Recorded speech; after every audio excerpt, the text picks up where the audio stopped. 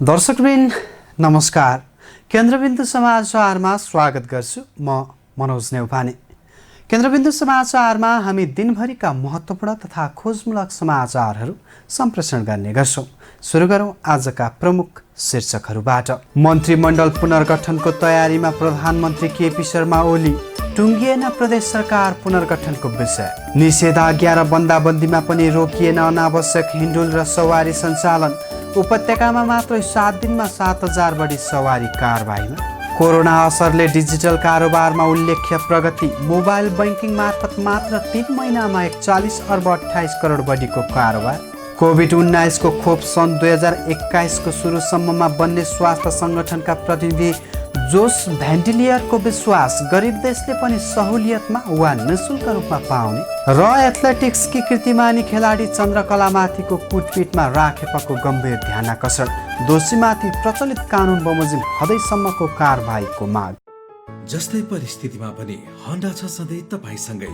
त्यसैले अब होन्डा हुनेछ तपाईसँग मात्र 1 रुपियाँको डाउन पेमेन्ट वा 1 रुपियाँको EMI वा 1% इन्ट्रेस्ट रेटमा।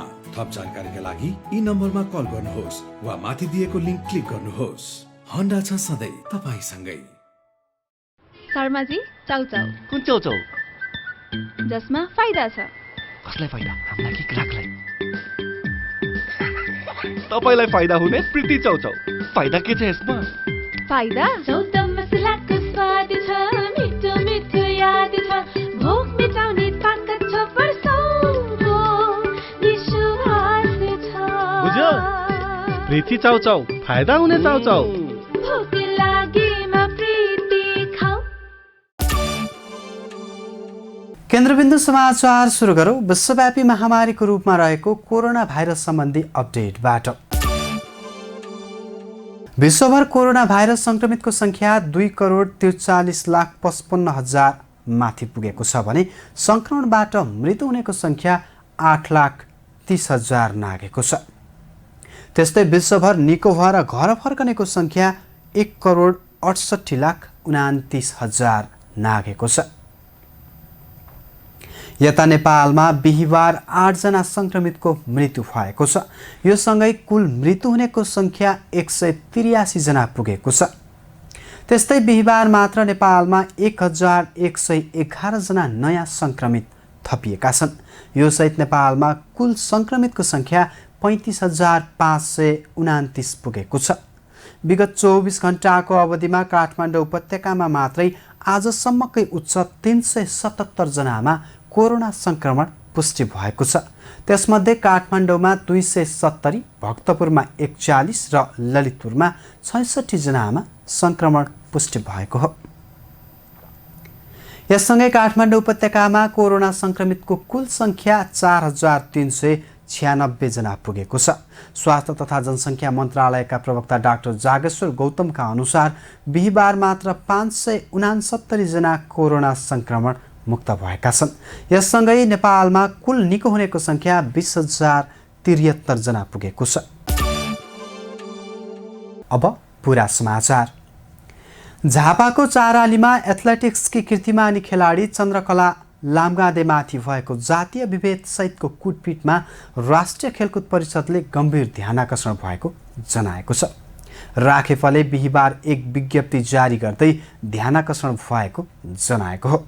गर्भवती समेत रहेकी कीर्तिमानी खेलाडी लामगादेको हाल कुटपिटको असरका कारण झापाको BNC अस्पतालमा उपचार भइरहेको छ।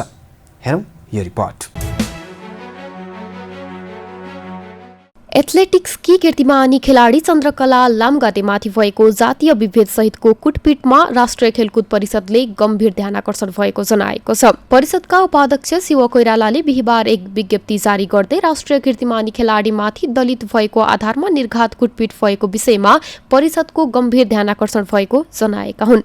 कोइरालाले चन्द्रकलामाथि भएको जघन्य एवं मानवता विरोधी कार्यले प्रचलित संविधान कानूनी राज्यलाई नै चुनौती दिन खोजेको बताएका छन्। संविधानले दिएको नागरिक हक अधिकार एवं राज्यलाई समेत चुनौती दिने गरी भएको सो पाशविक एवं अमानवीय घटनाको दोषीमाथि प्रचलित कानून बमोजिम हदैसम्मको कारवाही गर्न राज्यका सम्बन्ध निकायको गम्भीर ध्यानाकर्षण गराउन चाहन्छु, कोइरालाद्वारा जारी विज्ञप्तिमा भनिएको छ। उनले विज्ञप्ति मार्फत पीडित खेलाडीको शीघ्र स्वास्थ्य लाभको कामना गर्दै आवश्यक सहयोग परिषदबाट गर्ने प्रतिबद्धता समेत जनाएका छन्। सोमबार राति झापाको मेसिनगर 4 आलीमा आफ्नै पसल अगाडि बसेकी चन्द्रकला लामगादे दम्पतिले आफ्नै अगाडि एक स्थानीयमाथि कुटपिट भइरहेको देखेपछि छुट्याउन खोज्दा उनीहरूमाथि पनि कुटपिट भएको थियो। लामगादे, उनका श्रीमान र अर्का एक व्यक्तिमाथि नै जातीय छुवाछुत जन्य गाली गलौज सहित कुटपिट भएको थियो। नेपाल पुलिस क्लबकी खेलाडी तथा पीडित लामगादे हाल गर्भवती अवस्थामा समेत रहेकोले उनको स्वास्थ्यमा समेत असर परेको जनाइएको छ। लामगादेको हाल झापाको बीएनसी अस्पतालमा उपचार भइरहेको छ। उनले 8औं राष्ट्रिय खेलकुद प्रतियोगितामा 2 स्वर्ण पदक जित्न सफल भएकी थिइन्। चन्द्रकलामाथि भएको आक्रमणको नेपाल एथलेटिक्स संघ र नेपाल राष्ट्रिय तथा अन्तर्राष्ट्रिय खेलाडी संघले पनि विज्ञप्ति जारी गर्दै दोषीमाथि कडा कारबाहीको माग गरेका छन्। विश्व स्वास्थ्य संगठनको नेपाल स्थित कार्यालयका प्रतिनिधि जोस भ्यान्डिलियरले विश्वमा कोभिड-19 को खोप सन् 2021 को सुरुसम्ममा बन्ने विश्वास व्यक्त गरेका छन्। नेपालमा कोभिड-19 को अवस्था र बच्ने उपायका बारेमा कुराकानी गर्दै उनले धेरै देशले खोपको अध्ययनमा लागेकाले विश्वले त्यो सफलता चाँडै नै प्राप्त गर्ने धारणा राखेका हुन्। उनले खोप बनेपछि गरिब देशले पनि सहुलियतमा वा निशुल्क रूपमा पाउनेमा विश्वास व्यक्त गरेका छन्। हेरौँ पुरा समाचार। विश्व स्वास्थ्य संगठनको नेपाल स्थित कार्यालयका प्रतिनिधि जोस भ्यान डिलियरले विश्वमा कोभिड-19 को खोप आगामी वर्ष सन् 2021 को सुरुसम्ममा बन्ने विश्वास व्यक्त गरेका छन्। स्वास्थ्य तथा जनसङ्ख्या मन्त्रालयका प्रवक्ता डाक्टर जागेश्वर गौतमसँग कोभिड-19 को अवस्था र बच्ने उपायका बारेमा कुराकानी गर्दै उनले धेरै देशले खोपको अध्ययनमा लागेकाले त्यो सफल हुने धारणा राखेका छन्। रसिया, चीन लगायत देशमा खोपको परीक्षण अन्तिम चरणमा रहेको उनको भनाइ छ। खोप आइसकेपछि त्यसले कति समयमा र कसरी काम गर्छ भनी यकिन हुने उनको भनाइ छ। खोप तयार हुँदा 2 ठूलो परिणाममा तयार हुने र पहिलो चरणमा जोखिममा रहेका समुदायले पाउने उनको भनाइ छ। पहिलो चरणमा स्वास्थ्यकर्मी, अरू रोग भएका व्यक्ति, पछि मात्रै सर्वसाधारणसम्म त्यो खोप पुग्नेछ। खोप सबै देशले पाउनेमा पनि उनले विश्वास व्यक्त गरेका छन्। भ्यान्डिलियरका अनुसार विकास भएको खोप गरिब देशले पनि सहुलियतमा वा निशुल्क पाउने प्रणाली रहेकाले सबै देशले भ्याक्सिन पाउने विश्वास व्यक्त गरे। त्यस अघिसम्म भाइरस थुक लगायत छिटाबाट सर्ने हुँदा त्यसबाट जोगिएर रोगबाट बच्न सकिने उनको धारणा छ, जसका लागि मास्कको प्रयोग गरेर र अरू व्यक्तिसँग दूरी कायम गर्नुपर्ने उनको सुझाव छ। नेपालमा स्वास्थ्य कर्मीलाई भइरहेको नराम्रो व्यवहारका कारण कुनै पनि दिन अस्पतालमा डाक्टर नर्स नहुन सक्नेतर्फ उनले सबैलाई सजग गराएका छन्। कसैले पनि आफूलाई संक्रमण नहोस् भन्ने चाहेको भन्दै उनले स्वास्थ्य कर्मीलाई दोष लगाउन नहुने बताए। आफू जोखिममा रहेर पनि नियमित रूपमा उपचारमा संलग्न हुने स्वास्थ्य कर्मीलाई सबैले सम्मान गर्न खाँचो रहेको उनको भनाइ छ। विश्वका सबै देशमा संक्रमितको उपचारमा अग्रपङ्क्तिमा रहेर उपचारमा संलग्न हुने भएकाले स्वास्थ्यकर्मी बढी जोखिममा रहने र सबै व्यक्तिको कल्याण स्वास्थ्यकर्मीमा निर्भर रहने भएकाले उनीहरूलाई प्राथमिकताका साथ उच्च सम्मान गर्नुपर्नेमा प्रतिनिधि जोस भ्यान्डिलियरले जोड दिएका छन्। कोरोना असरका कारण देशभर उद्योग, व्यापार, व्यवसाय, पर्यटन लगायतका विभिन्न क्षेत्र ठप्प रहे। यसको प्रभाव बैंकिङ प्रणालीमा पनि देखियो। यद्यपि बन्दाबन्दीको समयमा कुल बैंकिङ कारोबार मध्ये डिजिटल कारोबारमा उल्लेख्य प्रगति भएको राष्ट्र बैंकले जनाएको छ। हेरौँ एक रिपोर्ट। कोरोनाका कारण विभिन्न उद्योग, व्यापार, व्यवसाय, पर्यटन लगायतका विभिन्न क्षेत्र ठप्प हुँदा डिजिटल कारोबार भने उल्लेख्य मात्रामा बढेको देखिएको छ। लकडाउनका कारण अत्यावश्यक सेवामा पर्ने बैंक तथा वित्तीय संस्थाहरू अधिकांश बन्द रहे। बैंकका सीमित कर्मचारीहरूले मात्रै सेवा दिइरहे। नेपाल बैंकर्स सङ्घले सूचना नै निकालेर डिजिटल कारोबार गर्न आग्रह गरेको छ, जसका कारण अधिकांश मानिसहरूले डिजिटल कारोबार गर्दा कारोबार उल्लेख्य रूपमा बढेको देखिएको छ। नेपाल राष्ट्र बैंकले हालै सार्वजनिक गरेको आर्थिक वर्ष 2076-77 को असार मसान्तसम्मको तथ्याङ्कले डिजिटल कारोबारमा उल्लेख्य वृद्धि भएको देखाएको हो। राष्ट्र बैंकको तथ्याङ्क अनुसार चैत महिनामा मात्रै विद्युतीय उपकरण मार्फत 9 खर्ब 15 अर्ब 7 करोड 62 लाख रुपियाँ बराबरको कारोबार भएको देखाएको छ। त्यस्तै वैशाख जेठ तथा असारमा पनि उल्लेख्य मात्रामा कारोबार भएको देखिएको छ। यस अवधिमा 308 खर्ब 85 अर्ब 41 करोड रुपियाँ बराबरको विद्युतीय कारोबार भएको देखिएको छ। राष्ट्र ब्याङ्कका अनुसार वैशाखमा बैंक तथा वित्तीय संस्थाले 73 खर्ब 22 अर्ब 79 करोड 10 लाख रुपियाँ बराबरको डिजिटल कारोबार गरेका छन्। त्यस्तै जेठमा 109 खर्ब 83 करोड 30 लाख रुपियाँ बराबरको कारोबार भएको छ। यो कारोबार वैशाख महिनाको तुलनामा 35 खर्ब 79 अर्ब 86 करोड 20 लाख रुपियाँले बढी हो। त्यसै गरी असार महिनामा 126 खर्ब 59 अर्ब 60 करोड 60 लाख रुपियाँ बराबरको डिजिटल कारोबार भएको छ। यो कारोबार जेठ महिनाको तुलनामा 17 खर्ब 56 अर्ब 77 करोड रुपियाँले बढी हो। यस अवधिमा सबैभन्दा बढी आरटिजिएस प्रणालीबाट कारोबार भएको देखिएको छ। यस प्रणालीबाट 286 खर्ब 2 अर्ब रुपियाँ भन्दा बढीको कारोबार भएको राष्ट्र ब्याङ्कले जनाएको छ।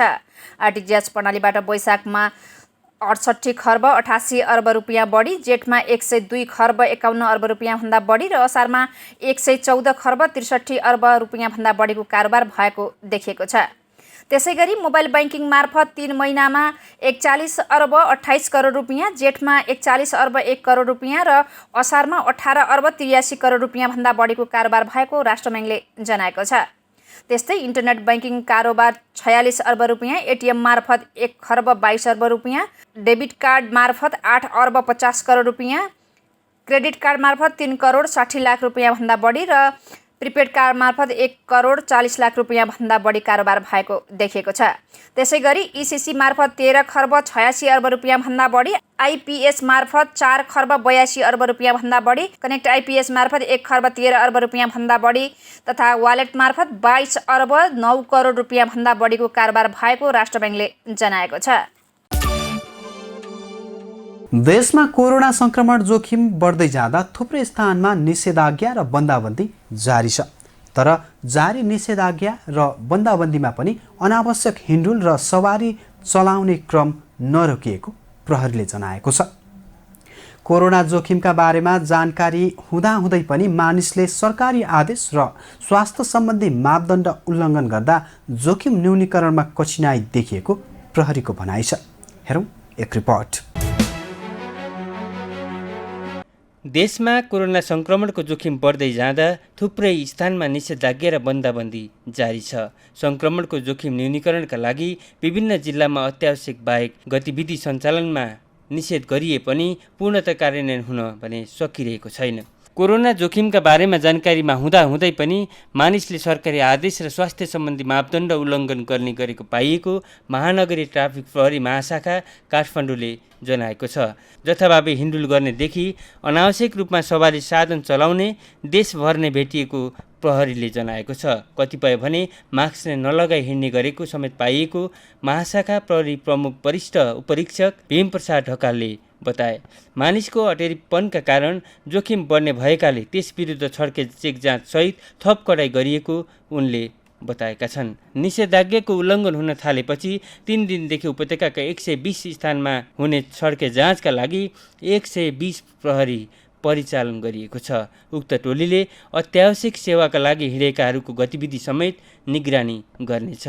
त्यस्ता गतिविधि गर्ने 2014 जना कारबाहीमा परेका छन्। मुख्य गरी प्रहरीको उपस्थिति नभएका ठाउँबाट अत्यावश्यक भनेर अनावश्यक रूपमा गाडी चलाउने पाइएको छ। नक्कली परिचय पत्र बनाएर हिँड्ने, अत्यावश्यक कामका लागि हिँडेको भनेर ढाँट्ने र बन्दाबन्दीका बेलाको सवारी पास बोकेर हिँड्ने समेत फेला परेका छन्। काम नभइकन बैंकको कार्ड भिरेर अन्तै घुम्न हिँडेका व्यक्ति समेत फेला परेको महाशाखाले जनाएको छ। ढकालले ट्राफिक प्रहरीले उपत्यकामा सामाजिक सचेतनाका कार्यक्रमलाई समेत सँगै अघि बढाइएको जानकारी दिए। ट्राफिक नियम पालना गर्न, अनिवार्य मास्क प्रयोग गर्न, सामाजिक दूरी कायम गर्न अनुरोध गर्दै विभिन्न चोकमा प्रचारात्मक साइनबोर्ड राख्न थालिएको छ। महाशाखाका अनुसार काठमाडौँ उपत्यकामा एक साताको निषेधाज्ञाका समयमा 7163 सवारी साधनलाई होल्डमा राखेर कारबाही गरिएको छ। त्यसमा 80% मोटरसाइकल रहेको प्रहरीले जनाएको छ। 2 दिनमा मात्रै अत्यावश्यक काम गरेर अनावश्यक रूपमा हिँड्ने 1102 जनालाई कारबाही गरिएको छ। उपत्यकाका 3 जिल्लामा यही भदौ 17 गतेसम्मका लागि निषेधको आदेश जारी गरिएको छ। निषेधाज्ञाका समयमा अत्यावश्यक बाहेकका गतिविधि पूर्ण रोक लगाइएको छ। काठमाडौँका प्रमुख जिल्ला अधिकारी जनकराज दाहालले आदेशको पूर्ण पालना गरी रोगको सङ्क्रमण रोक्ने सरकारी अभियानमा सहयोग गर्न सबैमा आग्रह गरेका छन्। केन्द्रबिन्दु समाचारमा अब आजको टप 1 न्युजको पालो। नेकपा विवाद सुल्झाउन गठित 6 सदस्यीय कार्यदलले सरकारको कामलाई प्रभावकारी बनाउन सङ्घ र प्रदेश मन्त्रीमण्डल पुनर्गठन गर्न सुझाव दिएसँगै प्रधानमन्त्री ओली मन्त्रीमण्डल पुनर्गठनको तयारीमा जुटेका छन्। तर प्रदेश सरकार पुनर्गठन गर्ने विषयमा भने 2 अध्यक्षबीच छलफल नभएको स्रोतको दाबी छ। हेरौँ यसै विषयमा तयार पारिएको यो रिपोर्ट। प्रधानमन्त्री एवं नेपाल कम्युनिस्ट पार्टी नेकपाका अध्यक्ष केपी शर्मा ओलीले मन्त्रीमण्डल पुनर्गठन गर्ने तयारी गरेका छन्। नेकपाभित्र पछिल्लो समय विवाद उत्कर्षमा पुगेको छ। उक्त विवाद समाधान गर्न गत साउन 30 मा 6 सदस्यीय कार्यदल गठन गरिएको थियो।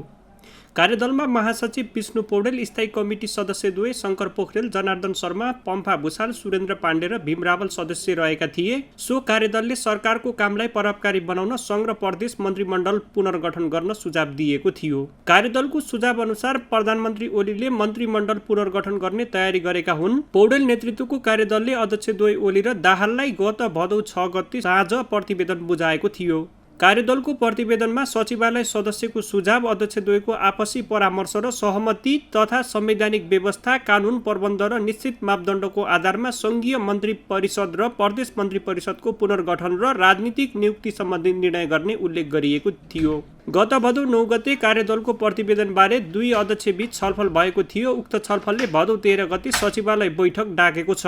सचिवालय बैठकले मन्त्रीमण्डल पुनर्गठन गर्ने बारे थप स्पष्ट पारेर नेपाल निकट एक नेता बताउँछन् मन्त्रीमण्डल पुनर्गठन गर्दा नेकपा भित्रका 3 धारलाई सम्मानजनक स्थान दिने तयारी भएको स्रोतले बताएको छ।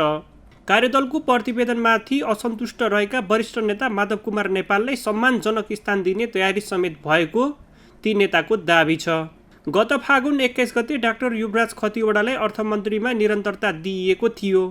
सोही समयावधि अनुसार उनको आगामी भदौ 20 मा कार्यकाल पूरा हुँदैछ। त्यति बेला नै मन्त्रीमण्डल पुनर्गठन गर्न उपयुक्त हुने ओली दाहालको बुझाइ छ। तर अहिले नै प्रदेश सरकार पुनर्गठन गर्ने विषयमा 2 अध्यक्षबीच छलफल नभएको स्रोतको दाबी छ। सरकारका प्रवक्ता एवं अर्थ, सूचना तथा सञ्चार मन्त्री समेत रहेका डाक्टर खतिवडा अहिले सङ्घीय संसदको राष्ट्रिय सभा र प्रतिनिधि सभामा सांसद छैनन्। सङ्घीय संसदमा सदस्य नभएको व्यक्ति 6 महिनाभन्दा बढी मन्त्री बन्न नपाउने संवैधानिक व्यवस्था छ। तर उनलाई मन्त्री परिषदको सिफारिसमा राष्ट्रपतिबाट मनोनित गर्ने विकल्प भने अझै बाँकी नै रहेको छ। कुल 59 जना सदस्य रहेको राष्ट्रिय सभामा अहिले मन्त्री परिषदको सिफारिसमा राष्ट्रपतिले मनोनित गर्ने सांसदको 1 पद खाली रहेको छ। सोही रिक्त पदमा डाक्टर खतिवडालाई नै निरन्तरता दिने वा नदिने भन्ने विषयमा अझै टुङ्गो लागिसकेको छैन। प्रधानमन्त्री ओलीले 2074 फागुन 3 मा पहिलो पटक यस कार्यकालको मन्त्रीमण्डल गठन गरेका थिए। त्यसयता प्रधानमन्त्री ओलीले 9 पटक मन्त्रीमण्डल पुनर्गठन गरिसकेका छन्। 2074 फागुन 3 र 14 गते र चैत्र 12 गते मन्त्रीमण्डल पुनर्गठन गरिएको थियो। त्यसपछि 2075 जेठ 18, साउन 18 र फागुन 16 मा पनि मन्त्रीमण्डल विस्तार गरिएको थियो। पछि 2076 साउन 15 र मङ्सिर 4 र फागुन 5 मा पनि मन्त्रीमण्डल पुनर्गठन गरिएको थियो। दर्शकवृन्द, आजको केन्द्रबिन्दु समाचार सकिएको छ। भोलि पुनः यसै समयमा उपस्थित हुने नै छौँ। तबसम्मका लागि बिदा दिनुहोस्। केन्द्रबिन्दु न्युज हेर्दै गर्नुहोला। नमस्कार।